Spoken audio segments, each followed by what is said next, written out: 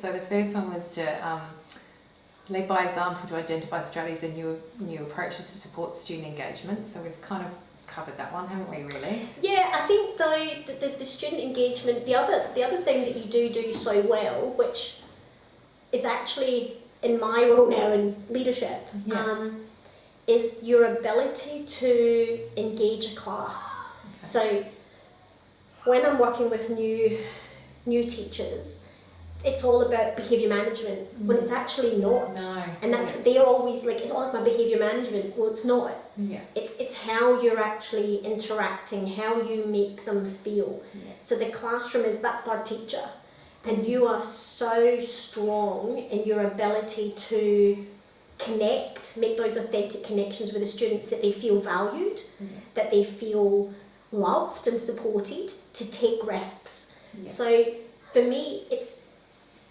you don't have behaviour management because you've engaged every student at their level. So your management of learning is so powerful because you know what each student needs, and you teach them and scaffold them and journey with them to make sure that they get success. And instead of someone not being able to do something and it's their responsibility, you know that it's your responsibility, and so you need to then do it a different way. Yeah. So you are such a self-reflective practitioner in the way that you constantly critically assess yourself to ensure that outcome's going to be met. So you're constantly looking at different ways, because there's not a one-size-fits-all at all, and it never has been. But that's your strength. Your strength is that you see 28 individuals that are in front of you, and each one of them needs support and guiding, and some of them are going to thrive because they've just got this bank of skills, but you then excel them. So you've got, which are often the students who are left behind. So you're gifted and talented students at this top end of the realm. We always talk about the students that are struggling down here, but those students who are just so artistic, you've got a way of challenging them in a way that's, have you thought about? So it's never a confrontation. It's never, oh, I think you could do better, or it's never your perception that's on it. It's always just that ponder. Have you thought about? What about? Why did you choose to use that?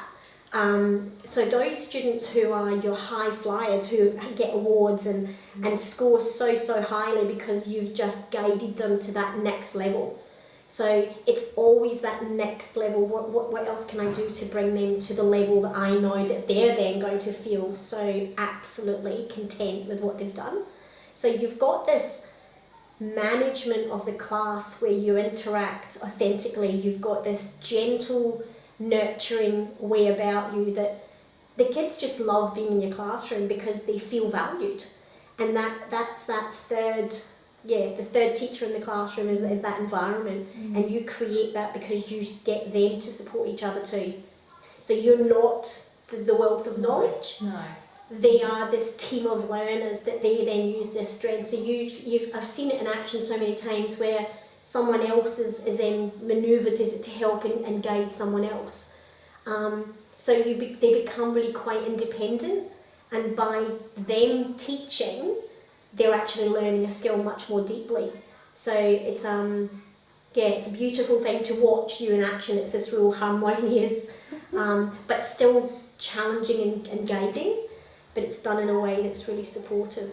Yeah. The other thing that you do so well is that, which not everybody does, if you set an assignment in week 1 and it's due in week 4, you don't wait till week 4 to see what's not there. So your ability to, even if somebody in the first few days, like you've already got them worked out, and then I would get those phone calls. Can you just tell me a little bit about such and such? What's going on in their life that you know that they're then going to need support. They've got no external support, or they don't have the internet at home, or they don't have their pencils, or they don't have whatever it is they need. They don't have that stuff at home. That you're so proactive.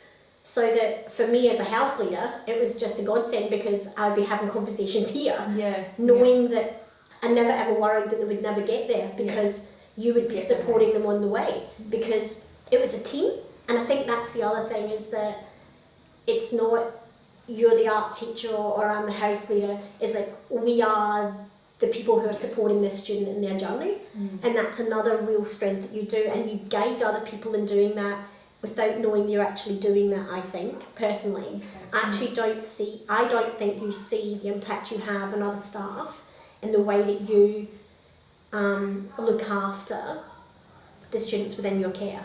Okay. Yeah.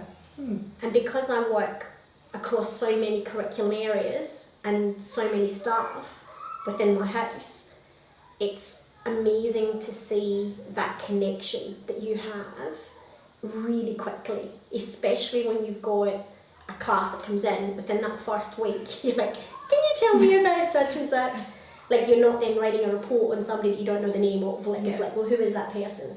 You know them so well. So it's putting that face of God on every student you meet, because they are such a precious gift. And that's your strength, is you see each one of those little people in front of you as a precious gift that you then need to journey with them, alongside them, sometimes pushing them, sometimes pulling them, but you walk with them. That's your job. Your job is not to give information and be the partaker of all my knowledge.